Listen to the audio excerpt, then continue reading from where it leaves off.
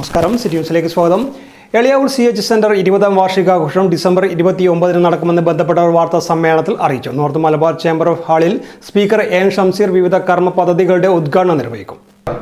1075ഓളം ആളുകൾ അധിവസിക്കുന്ന സാന്ത്വന പരിചരണ കേന്ദ്രം വളരെ തിങ്ങി നിറഞ്ഞ് പ്രയാസപ്പെടുന്ന, വളരെ അസൗകര്യങ്ങളാൽ വീർപ്പുമുട്ടുന്ന ഒരു സാഹചര്യത്തിലാണ് ആ സംവിധാനമുള്ളത്.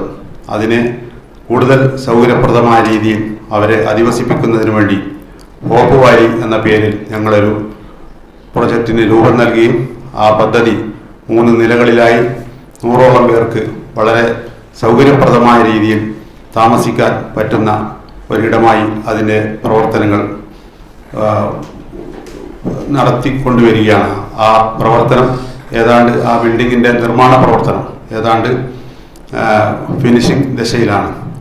ഈ 20 വർഷം പിന്നിടുന്ന ഈ അവസരത്തിൽ ഒരു വർഷത്തെ നമ്മുടെ കർമ്മപതി പരിപാടികളിൽ ഒരു പ്രധാന പരിപാടി എന്ന് പറയുന്നത് ഈ ഹോപ്പ് വാലിയുടെ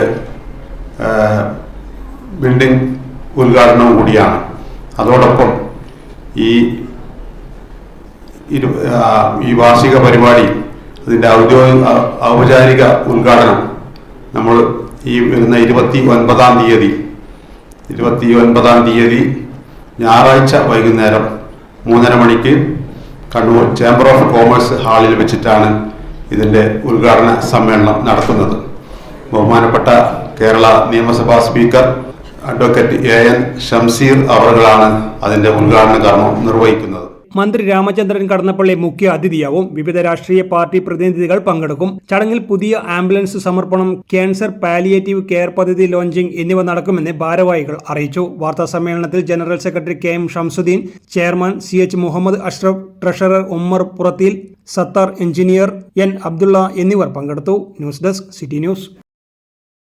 കൂടുതൽ വാർത്തകൾ അറിയുവാൻ സിറ്റി ചാനൽ വാട്സ്ആപ്പ് ഗ്രൂപ്പിൽ ജോയിൻ ചെയ്യുക. ഒപ്പം YouTube ചാനൽ സന്ദർശിക്കുക.